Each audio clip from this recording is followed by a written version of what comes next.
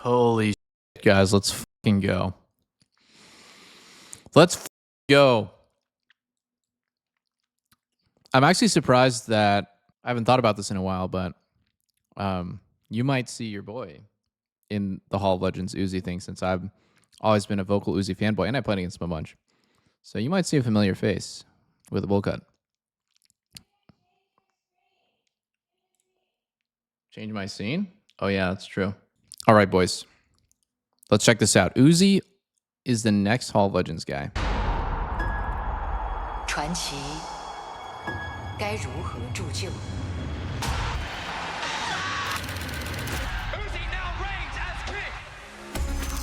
Uzi. He was really Hey, I heard my young voice and there. really prodigious. AD carries known for being like greedy, very selfish. The game was about him at all times. This is the best AD carry in the game.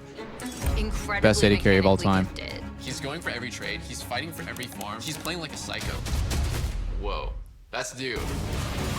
我特别喜欢虐别人的感觉，他打法像疯狗一样。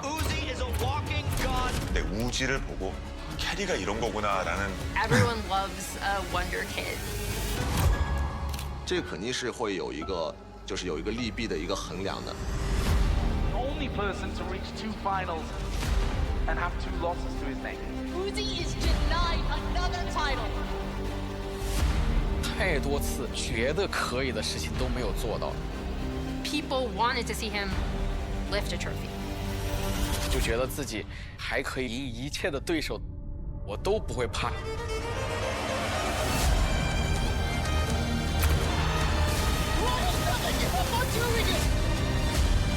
他们会在他登场的那个瞬间，就是 He's the faker of China, guys. 他的这些经历、这些故事，到今天依然能打动人。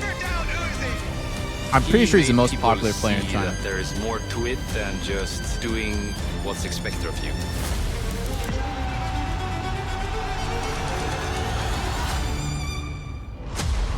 Groundless king.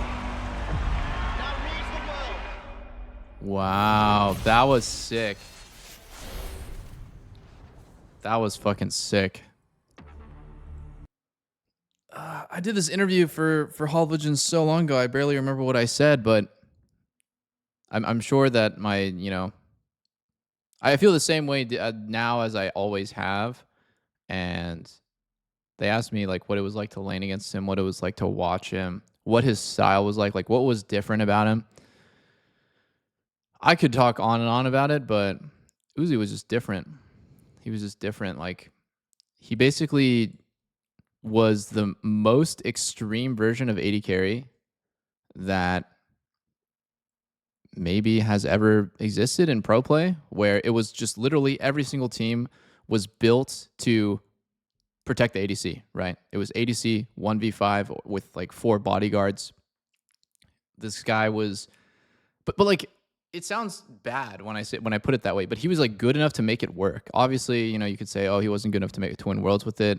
He made it all the way to finals twice. I'd say he's extremely accomplished. It sucks he never won worlds, but I don't know. Every time I watched him play, he was just different. He never lost lane. He just always took every trade without missing a single CS. His movement was perfect. His mechanics were basically perfect. Like how fast he was able to react to like a million different things. There's this clip. Uzi, Ezreal, QSS, where it's like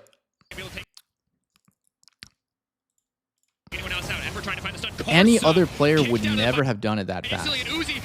I'm not pretending like it was crazy to QSS flash a Lee Sin kick, but the way that he did it was just completely insane. It really almost looks like he didn't even get kicked, right? This is back then when you could, I'm just gonna play it again. Back in this patch, back in this version of the game, you could QSS Lee Sin kick and that would let you flash or dash. So QSS flashing Lee Sin kick, but like just, it's ridiculous, man. And the crazy thing about this is if Xiaohu knew just how fucking good Uzi was, like if his teammate trusted that he was gonna make that play, he wouldn't have KO ulted him and they would have won this fight. It's like basically when you play with Uzi, you expect that he'll always play perfect. Because right there, if they had KO ulti right there for him, I'm pretty sure he 1v9s the fight. But his mid lane, you know, like, and I'm not even blaming Xiaohu. I'm not saying like, oh my god, like what a horrible play by him. Like he thought his AD carry was gonna get kicked in, but it's just whenever I watch him play, I'm just like, Jesus.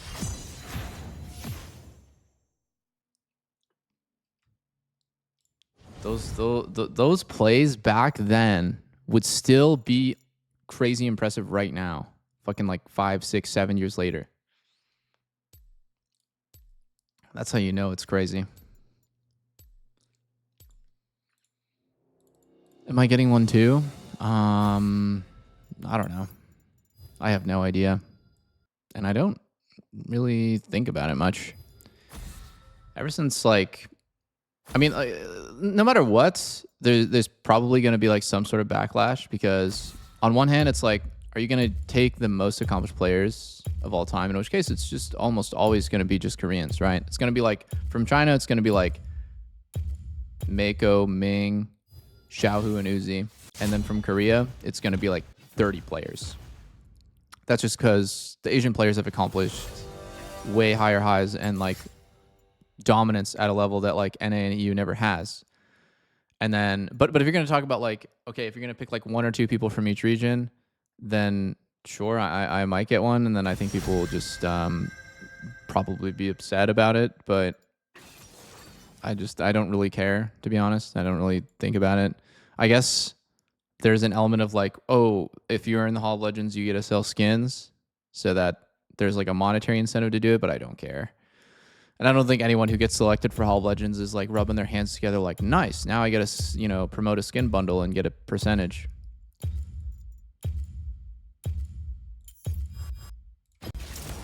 In carnage, I bloom like a flower in the dawn. Yeah, I was thinking about going Jinx, but I don't know. I think I gotta go Jhin again here.